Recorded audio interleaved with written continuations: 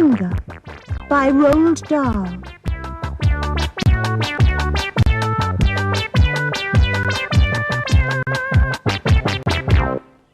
The farm next to ours is owned by Mr. and Mrs. Gregg. The Greggs have 2 children, both of them boys. Their names are Philip and William. Sometimes I go over to their farm to play with them. I am a girl, and I am 8 years old. Philip is also 8 years old. William is 3 years older. He is 10. What? Oh, all right then. He is 11. Last week, something very funny happened to the Gregg family. I'm going to tell you about it as best I can. Now, the one thing that Mr. Gregg and his 2 boys loved to do more than anything else was to go hunting. Every Saturday morning they would take their guns and go off into the woods to look for animals and birds to shoot. Even Philip, who was only 8 years old, had a gun of his own. I can't stand hunting. I just can't stand it. It doesn't seem right to me that men and boys should kill animals just for the fun they get out of it. So I used to try to stop Philip and William from doing it. Every time I went over to their farm, I would do my best to talk them out of it, but they only laughed at me. I even said something about it once to Mr. Gregg, but he just walked on past me as if I weren't there. Then, one Saturday morning, I saw Philip and William coming out of the woods with their father, and they were carrying a lovely deer. This made me so cross that I started shouting at them. The boys laughed and made faces at me, and Mr. Gregg told me to go home and mind my own P's and Q's. Well, that did it. I saw red, and before I was able to stop myself, I did something I never meant to do. I put the magic finger on them all. Oh, dear. Oh, dear. I even put it on Mrs. Gregg, who wasn't there. I put it on the whole Gregg family. For months I had been telling myself that I would never put the magic finger upon anyone again.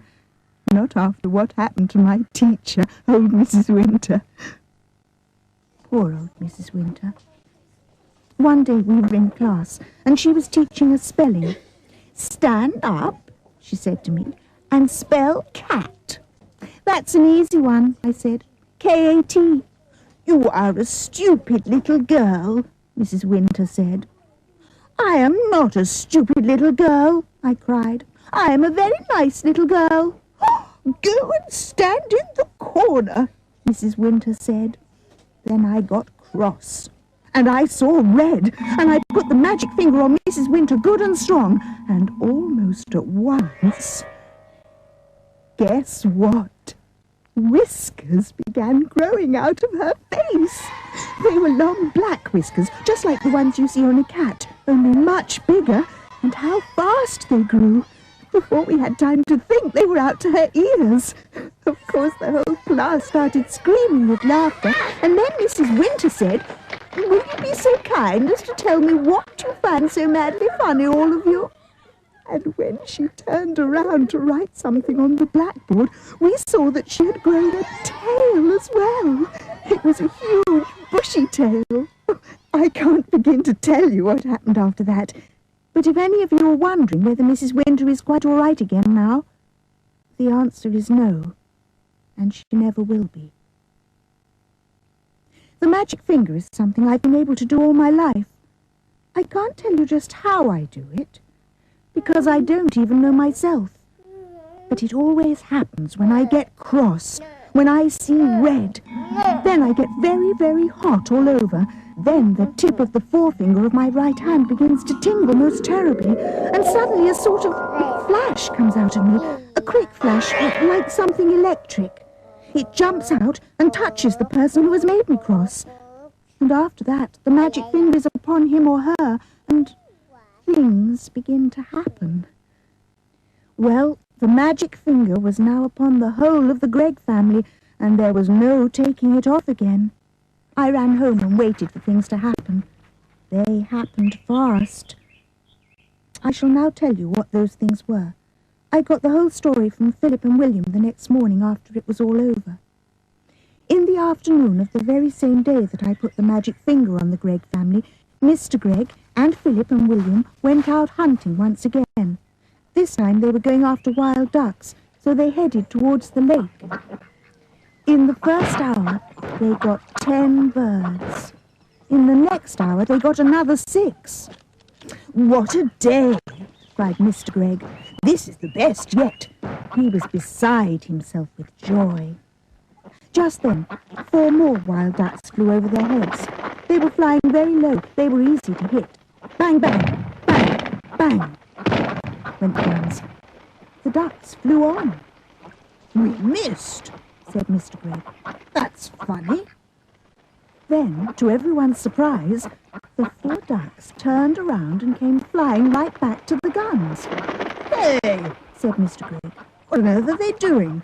They're really asking for it this time." He shot at them again, so did the boys.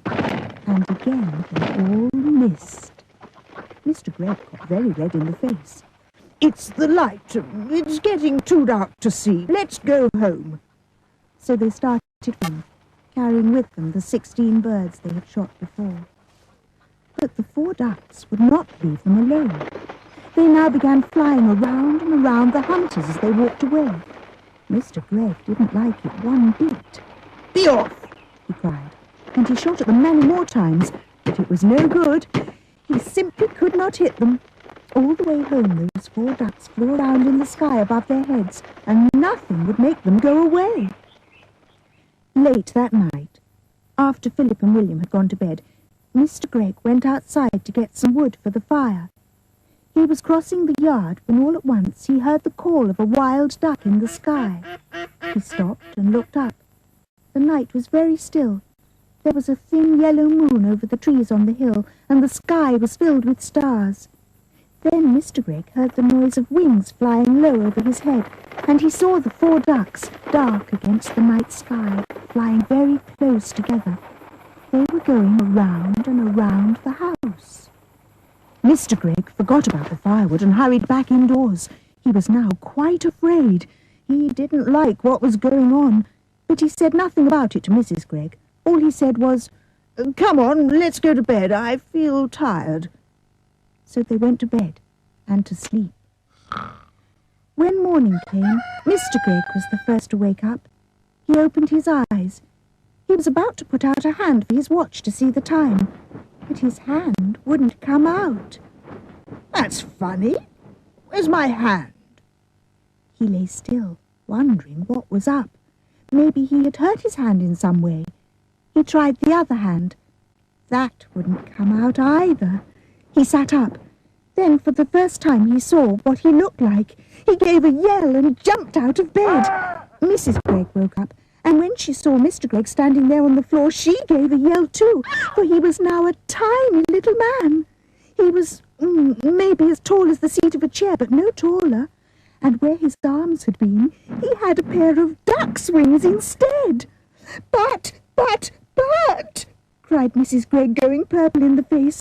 "My dear man, what's happened to you?" "What's happened to both of us, you mean?" shouted Mr. Gregg. It was now Mrs. Gregg's turn to jump out of bed. She ran to look at herself in the glass, but she was not tall enough to see into it. She was even smaller than Mr. Gregg, and she too had got wings instead of arms. "Oh, oh, oh, oh," sobbed Mrs. Gregg. "This must be witches' work," cried Mr. Gregg. And both of them started running around the room, flapping their wings. A minute later, Philip and William burst in.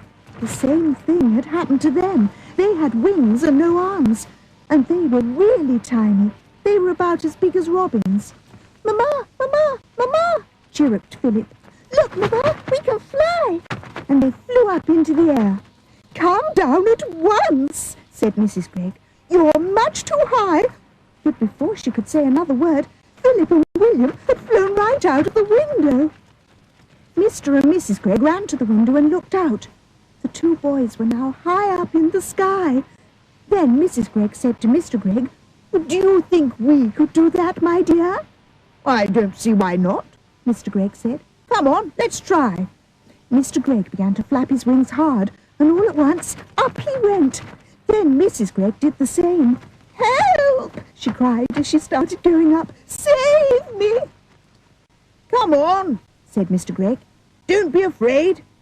So out of the window they flew far up into the sky, and it didn't take them long to catch up with Philip and William. Soon the whole family was flying around and around together. "Oh, isn't it lovely?" cried William. "I've always wanted to know what it feels like to be a bird." "Your wings are not getting tired, are they, dear?" Mr. Gregg asked Mrs. Gregg. "Not at all. I could go on forever." "Hey, look down there," said Philip. "Somebody is walking in our garden."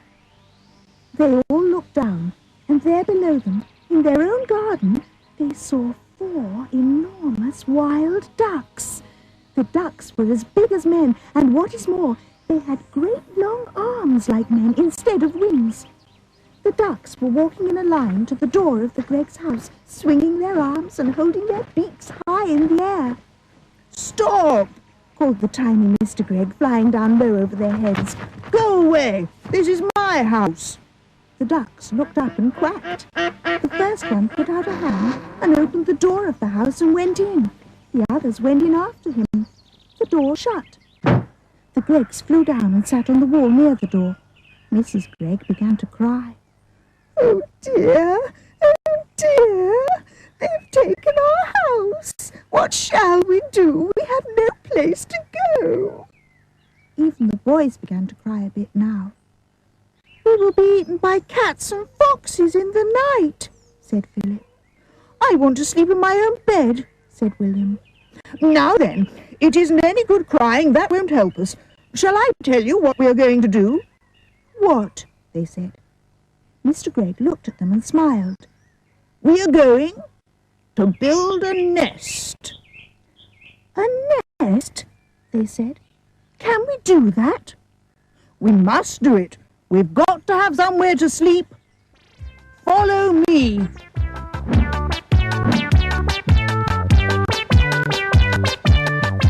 They all flew off to a tall tree, and right at the top of it, Mr. Gregg chose the place for the nest. "Now we want sticks, lots and lots of little sticks. Off you go, all of you, and find them and bring them back here." "But we have no hands," said Philip. "Well, then use your mouths." Mrs. Gregg and the children flew off. Soon they were back, carrying sticks in their mouths. Mr. Gregg took the sticks and started to build the nest. "More! I want more and more sticks. Keep going." The nest began to grow. Mr. Gregg was very good at making the sticks stick together. After a while he said, "That's enough sticks. Now I want leaves and feathers and things like that to make the inside nice and soft." The building of the nest went on and on. It took a long time, but at last it was finished. "Try it," said Mr. Gregg, hopping back. He was very pleased with his work. "Oh, isn't it lovely?" cried Mrs. Gregg, going into it and sitting down. "I feel I might lay an egg any moment." The others all got in beside her. "How warm it is," said William. "And what fun to be living so high up," said Philip. "We may be small, but nobody can hurt us up here." "But what about food?" said Mrs. Gregg. "We haven't had a thing to eat all day." "That's right. So we will now fly back to the house and go in by an open window and get the tin of biscuits when the ducks aren't looking." "Oh, we'll be pecked to bits by those dirty great ducks," cried Mrs. Gregg. "We shall be very careful, my love," said Mr. Gregg, and off they went. But when they got to the house, they found all the windows and doors closed. There was no way in. "Just look at that beastly duck cooking at my stove," cried Mrs. Gregg as she flew past the kitchen window. "How dare she!" "And look at that one holding my lovely gun," shouted Mr. Gregg. "One of them is lying in my bed," yelled William, looking into a top window. "And one of them is playing with my electric train," cried Philip. "Oh dear, said Mrs. Gregg. "They've taken over our whole house. We shall never get it back, and what are we going to eat?" "I will not eat worms," said Philip. "I would rather die." "Or slugs," said William. Mrs. Gregg took the two boys under her wings and hugged them. "Don't worry. I can mince it all up very fine and you won't even know the difference. Lovely slug burgers, delicious worm burgers." No," cried William. "Never," said Philip. "Disgusting," said Mr. Gregg. "Just because we have wings, we don't have to eat bird food. We shall eat apples instead. Our trees are full of them. Come on." So they flew off to an apple tree. But to eat an apple without holding it in your hands is not at all easy. Every time you try to get your teeth into it, it just pushes away. In the end, they were able to get a few small bites each, and then it began to get dark, so they all flew back to the nest and lay down to sleep. It must have been about this time that I, back in my own house, picked up the telephone and tried to call Philip. I wanted to see if the family was all right. "Hello," I said. Said a voice at the other end. "Who is it?" I asked. "Philip, is that you?" "Oh, stop it," I said. Then there came a very funny noise. It was like a bird laughing. I put down the telephone quickly. "Oh, that magic finger! What has it done to my friends?" That night, while Mr. and Mrs. Gregg and Philip and William were trying to get some sleep up in the high nest, a great wind began to blow. The tree rocked from side to side, and everyone, even Mr. Gregg, was afraid that the nest would fall down. Then came the rain. It rained and rained, and the water ran into the nest, and they all got as wet as could be, and oh, it was a bad, bad night.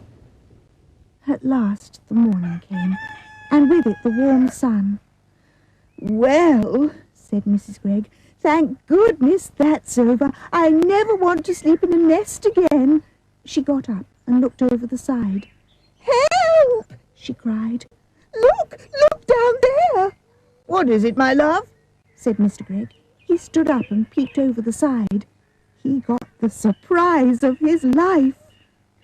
On the ground below them stood the 4 enormous ducks, as tall as men, and 3 of them were holding guns in their hands. One had Mr. Gregg's gun, one had Philip's gun, and one had William's gun. The guns were all pointing right up at the nest. No, called out Mr. and Mrs. Gregg both together. Don't shoot! Please don't shoot! Why not? Said one of the ducks. It was the one who wasn't holding a gun. You are always shooting at us. Oh, but that's not the same. We are allowed to shoot ducks. Who allows you? Asked the duck. Well, we allow each other, said Mr. Gregg. Very nice, said the duck. And now we are going to allow each other to shoot you. I would love to have seen Mr. Gregg's face just then. Oh, please, cried Mrs. Gregg. My 2 little children are up here with us. You wouldn't shoot my children. Yesterday you shot my children. You shot all 6 of my children. I'll never do it again, cried Mr. Gregg. Never, never, never. Do you really mean that? Asked the duck. I do mean it. I'll never shoot another duck as long as I live. That is not good enough. What about deer? Well, I'll do anything you say if you'll only put down those guns. I'll never shoot another duck or another deer or anything else again. Will you give me your word on that? Said the duck. I will, said Mr. Gregg. Will you throw away your guns? Asked the duck. I will break them into tiny bits and never again need you be afraid of me or my family. Very well. You may now come down. And by the way, may I congratulate you on the nest? For a first effort, it's pretty good. Mr. and Mrs. Gregg and Philip and William hopped out of the nest and flew down. Then all at once, everything went black before their eyes and they couldn't see. At the same time, a funny feeling came over them all, and they heard a great wind blowing in their ears. Then the black that was before their eyes turned to blue, to green, to red, and then to gold, and suddenly there they were, standing in lovely bright sunshine in their own garden, near their own house. And everything was back to normal once again. "Our wings have gone," cried Mr. Gregg. "and our arms have come back. And, we're not tiny any more," laughed Mrs. Gregg. "Oh, I'm so glad." Philip and William began dancing about with joy. Then, high above their heads, they heard the call of a wild duck. They all looked up, and they saw the 4 birds, lovely against the blue sky, flying very close together, heading back towards the lake in the woods. It must have been about half an hour later that I myself walked into the Greggs' garden. I had come to see how things were going, and I must admit I was expecting the worst. At the gate, I stopped and stared. It was a queer sight. In one corner, Mr. Gregg was smashing all the guns into tiny pieces with a huge hammer. In another corner, Mrs. Gregg was placing beautiful flowers upon 16 tiny mounds of soil, which I learned later were the graves of the ducks that had been shot the day before. And in the middle of the yard stood Philip and William with a sack of their father's best barley beside them. They were surrounded by ducks, doves, pigeons, sparrows, robins and larks, and many other kinds that I didn't know, and the birds were eating the barley that the boys were scattering by the handful. "Good morning, Mr. Gregg," I said. Mr. Gregg lowered his hammer and looked at me. "My name is not Gregg any more," he said. "In honor of my feathered friends, I have changed it from Gregg to Egg. And I am Mrs. Egg," said Mrs. Gregg. "What happened?" I asked. They seemed to have gone completely dotty, all 4 of them. Philip and William then began to tell me the whole story. When they had finished, William said, "Look, there's the nest. Can you see it? Right up in the top of the tree. That's where we all slept last night." "I built it all myself," said Mr. Egg proudly. "Every stick of it." "If you don't believe us," Mrs. Egg said, "just go into the house and take a look at the bathroom. It's a mess." "They filled the tub right up to the brim," Philip said. "They must have been swimming around in it all night, and feathers everywhere." "Ducks like water," Mr. Egg said. "I'm glad they had a good time." Just then, from somewhere over by the lake, there came a loud bang. "Someone's shooting!" I cried. "That'll be Jim Cooper," Mr. Egg said. "Him and his 3 boys, they're shooting mad. Those Coopers are, the whole family." Suddenly, I started to see red. Then I got very hot all over. Then the tip of my finger began tingling most terribly. I could feel the power building up and up inside me. I turned and started running towards the lake as fast as I could. "Hey!" shouted Mr. Egg. "What's up? Where are you going?" "To find the Coopers," I called back. "But why?" "You wait and see. They'll be nesting in the trees tonight, every one of them."